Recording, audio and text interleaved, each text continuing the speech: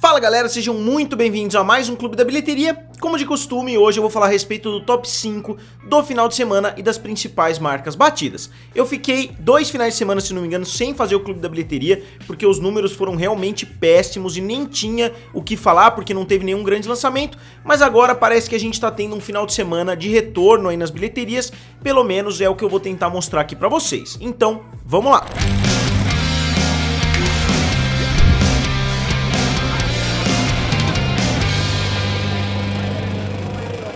E galera, se vocês ainda não são inscritos aqui no canal Triplo F, se inscrevam, eu tô tentando chegar a 250 mil inscritos. E caso vocês ainda não saibam, eu criei um novo canal chamado Guerra dos Streamings. Eu vou colocar o link aqui do lado e o link aqui abaixo. Se vocês ainda não conhecem, deem uma olhada lá, porque é um conteúdo bem legal a respeito de todos os serviços de streaming. Então vamos lá, na primeira posição do top 5 do final de semana ficou o filme The Croods 2, Uma Nova Era, que abriu com 9,710 milhões de dólares, foi um resultado muito bom e considerando obviamente essa pandemia, não foi um resultado excelente se a gente considerar os tempos normais, mas em 2020 foi um resultado positivo e você tem que voltar bastante tempo para encontrar resultados parecidos. Só para vocês terem uma ideia, a última vez que um filme tinha aberto acima dos 9 milhões de dólares tinha sido no dia 4 de setembro, quando o filme Tenet abriu com 20 milhões de dólares, e mesmo assim o filme Tenet foi uma grande exceção, porque antes de Tenet, o filme que tinha aberto acima dos 9 milhões de dólares tinha sido o filme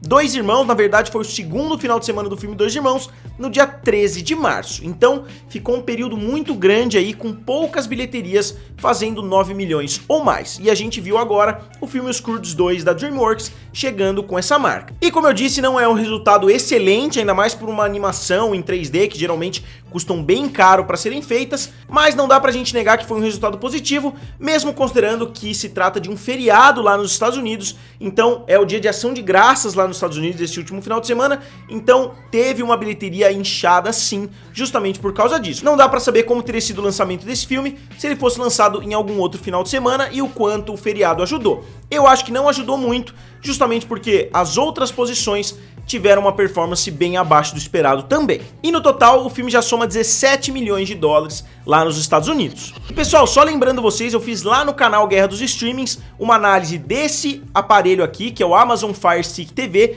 que é um aparelho muito bom, eu vou colocar o meu link aqui abaixo, ele tá na promoção, tá saindo por um preço muito legal, e o Roku, que é o grande concorrente dele, eu particularmente prefiro o Amazon Fire Stick TV, mas se você não tem uma televisão Smart ou se você tem uma TV Smart que você quer que tenha mais algumas opções, é um aparelho muito legal para você colocar na sua TV. E não só isso, eu comprei esse Kindle aqui para dar de presente, que é um presente muito legal, também tá numa promoção muito boa lá na Amazon, tá saindo mais de 100 reais abaixo do valor normal, então eu já comprei um e eu tô pensando em comprar mais um ainda para dar de presente de Natal. E se vocês comprarem utilizando o meu link, vocês não pagam um centavo a mais por isso e vocês ajudam bastante o canal Guerra dos Streams. E a segunda posição, fazendo uma dobradinha da Universal, é o filme Freaky, do Vince Vaughn, que fez 770 mil dólares. Como eu disse, eu acho que o feriado não ajudou tanto assim, porque a gente vê que na segunda posição o filme tá abaixo de 1 milhão de dólares, então é um resultado péssimo para um segundo colocado, e não só isso, o filme caiu 40% também,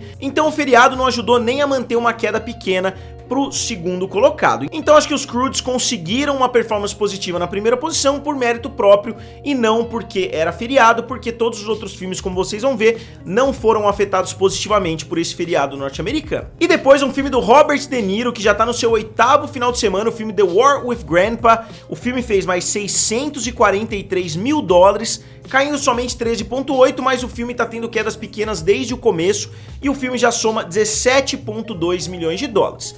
É uma performance positiva, como eu canso de falar aqui, considerando toda essa situação que a gente tá passando em 2020, mas normalmente seria uma performance catastrófica. E na quarta posição, no seu 4º final de semana, ficou o filme Let Him Go, que é um filme da Focus Features, e ele fez mais 459 mil dólares, também com uma queda acentuada de quase 40%, e esse filme já chega a 8 milhões de dólares, né, um total de 8 milhões de dólares, que novamente não é uma performance tão boa assim. E fechando o top 5, ficou mais um filme da Focus Features. Esses dois filmes tinham feito uma dobradinha algumas semanas atrás e agora eles estão ocupando a 4ª e a 5ª posição, e esse filme fez 389 mil dólares, e caiu 30,8%. E o total dele também tá bastante equiparado com o filme que veio antes dele, que tá na faixa dos 8 milhões de dólares também. E vários filmes natalinos estão sendo lançados também. O filme Um Duende em Nova York, que é um filme que eu adoro, já tá há algumas semanas sendo transmitido. A gente tá vendo também a chegada de Férias Frustradas de Natal, que é um filme com o Chevy Chase, é um filme que faz parte da série do National Lampoon, que ficou basicamente conhecida como a franquia de Férias Frustradas, mas tem alguns outros filmes também que fazem parte dessa bandeira National Lampoon.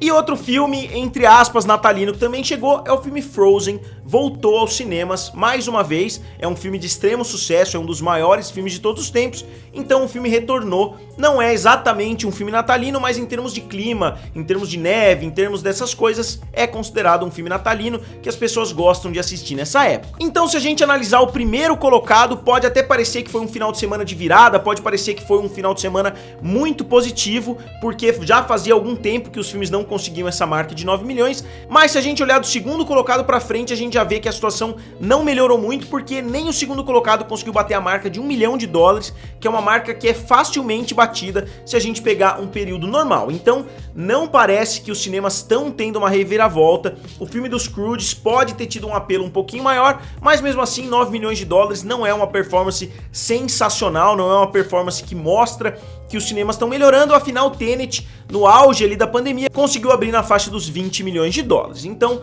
não dá pra gente comemorar muito esse resultado dos Scrooges 2. E como de costume, o top 5 em território americano continua o mesmo. Na primeira posição ainda tá Bad Boys for Life, com 204 milhões de dólares, seguido do Sonic, com 146, depois Aves de Rapina, com 84 milhões, depois o Dr. Dolittle, com 77, e o Homem Invisível com 64. A gente não tá vendo mudança praticamente alguma, já fazem algumas semanas, porque o filme Tenet não conseguiu entrar nesse top 5. E no cenário internacional, a gente viu Bad Boys caindo da segunda para a terceira posição, e agora o top 2 é dominado por filmes chineses. Na primeira posição a gente vê o filme The 800, com 468 milhões de dólares, depois o filme My People, My Homeland, com 429, depois Bad Boys para Sempre, com 424, depois o filme Tenet com 357 e depois o filme Sonic com 305.